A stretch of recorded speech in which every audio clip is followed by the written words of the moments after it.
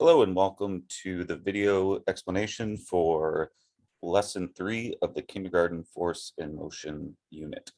On the flowchart, we're right here. So the previous lesson, we developed the big idea and developed our questions. And this is one of the questions from the previous lesson.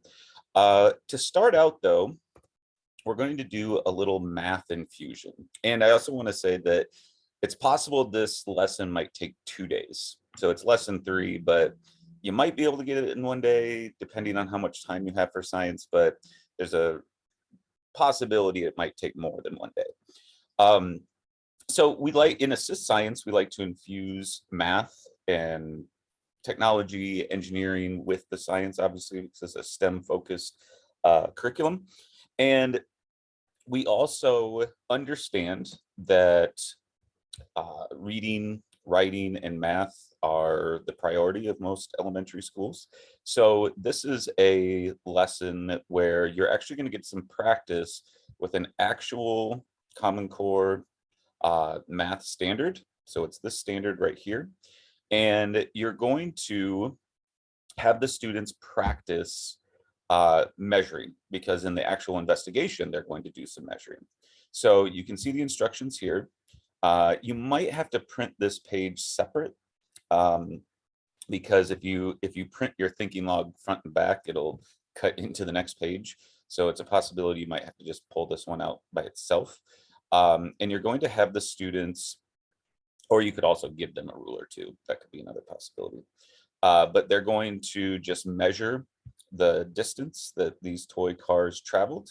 So this one would be 2, this one would be 3, and this one would be 5, it looks like. And they'll write those numbers in the box. Now you could, as kind of a precursor to the lesson, or the investigation, excuse me, say, which one do you think the student pushed the hardest? Which one do you think they pushed the softest? Because that's what we're going to do in the investigation. You can see here we also have, you can have this up on your screen while you're, having the students, you're engaging the students in conversation.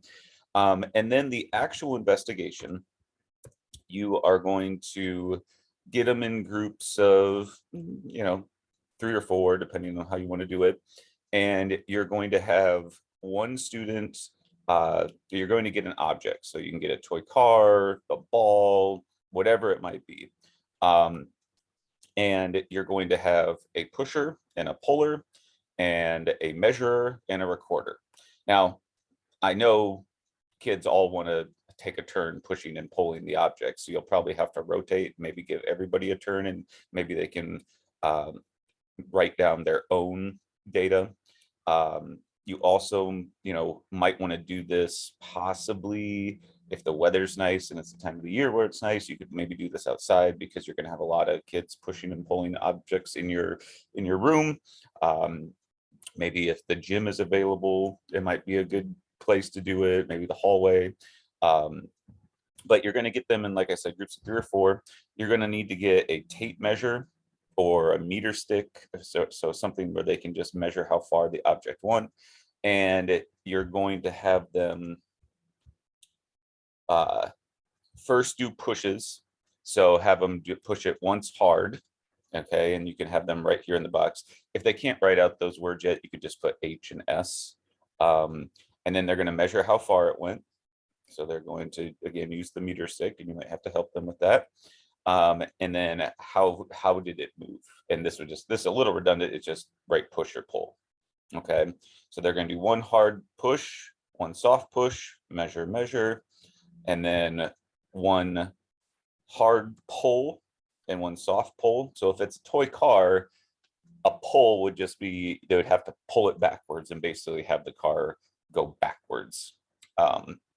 So they will measure all of that, and that is the end of that lesson.